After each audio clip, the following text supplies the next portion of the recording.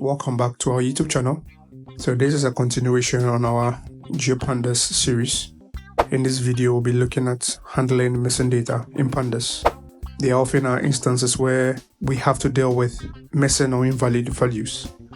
This can arise due to errors during data collection or simply because the data wasn't available.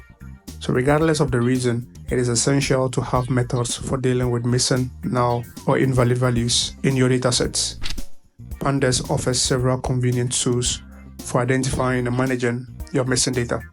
In Pandas, missing values are represented by the none symbol, which means not a number, which allows for faster and more efficient data processing. In this tutorial, we will go through ways to detect, fill, and drop missing values in your data. So we'll first look at identifying inconsistent missing values. A lot of times in real-world data, missing values are not represented consistently. So you might see things like NA or N/A or just hyphen or whatever. So this inconsistency can make it very hard to handle missing data uniformly. So what you want to do is to simplify things for yourself by replacing all these placeholders with the one that Pandas provide. In order to replace inconsistent placeholders in our dataset, from this code snippet, we create a dictionary. From that dictionary, we create our Pandas data frame.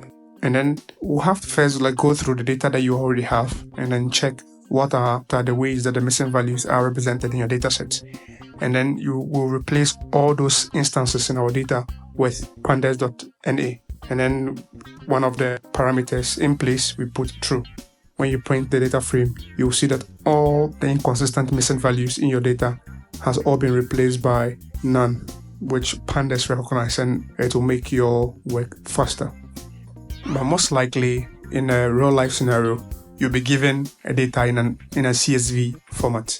So in this snippet, we'll be looking at that scenario. If we are loading the data from a CSV, we use a parameter called NA values. We then insert all the possible missing data representations in our data. When you point to the data frame and run the code snippet, you will see that all the missing data in your data sets has been replaced by none.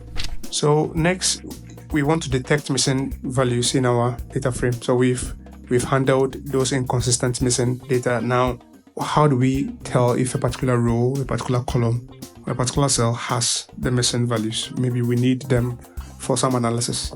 So to identify missing values in your data frame, we use the function sna. So this method returns the data frame of the same shape of your original data frame. In this sense, the shape means the number of columns and rows of your original data frame. So where the values are missing, we return true. And then if the values are not non-values, then it is false, because we are trying to determine if that particular cell is a non-value. That's why the method is called sna. Now, if you want the opposite of that, then we use the not na method. That way, whenever a cell has missing values, they are false, and if they don't have missing values, they are true. Those are two pivotal methods that will help you detect missing values in your data frame. So if we want to look at missing values of different data types, strings, date time, and what have you, Pandas represents those data types with a different null value that allows Pandas to be able to easily process your data frame efficiently. So let's look at an instance where the column is a date time column. So a missing value in a date time column are represented by the NAT, N-A-T, which means not a time. In this code snippet, we are demonstrating that we have a series with data types in it except with the non-values. So when we run the snippet, all those non-values will be represented as NAT. Pandas is inferring that from the data type of the column, because in this case, we know that when we take away the non-cells, the rest of the cells have a data type of date time. So the last one we'll be also looking at is the object column. Object columns are usually general purpose columns. They can hold any data type.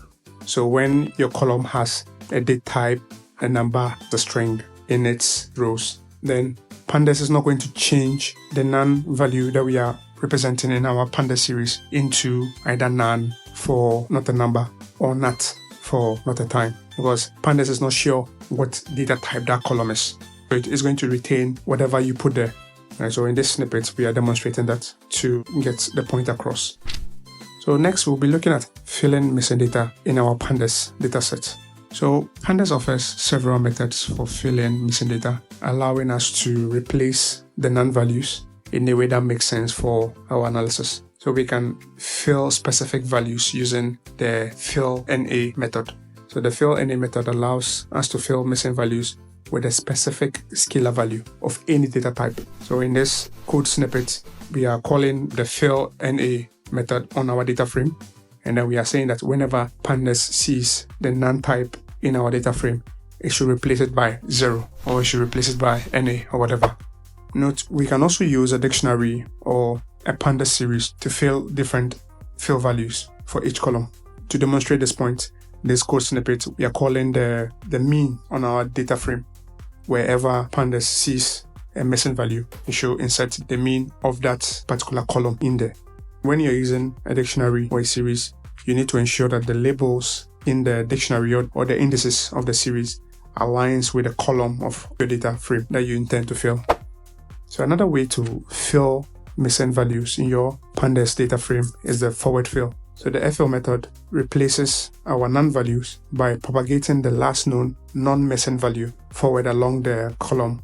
So this method is especially useful in time series data where you want to carry forward the last observed values. So whenever there is a missing value, it will check what is the previous non-missing value and then to fill the missing values with the previous non-missing values. So in this code snippet, we are simply calling the fill on our data frame. And then as you can see, every missing value that we have there is being filled by the last known non-missing value. Alternatively, we can also achieve the same result with a fill NA method equal to fill, but I think that is deprecated. So if we have the forward fill, then obviously we have the backfill. Maybe not so obvious. The backfill method, or the bfill, going by the same logic as the forward fill, it fills in missing values by propagating the next valid non-missing value. Instead of looking at the one on top, it looks at the one below. It starts backwards instead of forwards. Again, this code snippet demonstrates that we call the bfill on our data frame. And then we see that all the missing values are filled with the last known non-missing value. So that will be it about filling missing values. So we've looked at replacing missing values. We've looked at filling missing values. Sometimes you just want to drop the missing values from your data frame. In those instances, Pandas has the drop NA method that enables you to remove rows or columns containing missing values. The drop N method has a parameter called axis. The axis can have values of 0 or 1. So if it's 0, it means drop the rows within the missing values. If it's 1, it means drop columns with the missing values. So with this code snippet, if we want to drop the rows from our missing value, we then call the drop NA on our data frame, and then it drops all the rows. If we want to drop the column, again drop NA with axis of 1, and then it drops the column. So this approach is especially useful when missing values makes only a small portion of your data, and removing it won't significantly impact your analysis. This brings us to the end of our tutorial. We looked at how to replace your missing value. We looked at how to fill missing values. And then also we looked at how to drop missing values in our Pandas data frame. I hope this tutorial was meaningful and helpful. If you have any issues reading anything you didn't understand in this video, if there are any topics that you want us to cover, please, you can drop it down in the comments below. Don't forget to like, to comment, to share, and subscribe if you want more videos like this from us. Thank you for watching this video, and I'll catch you next time. Take care, keep learning, bye.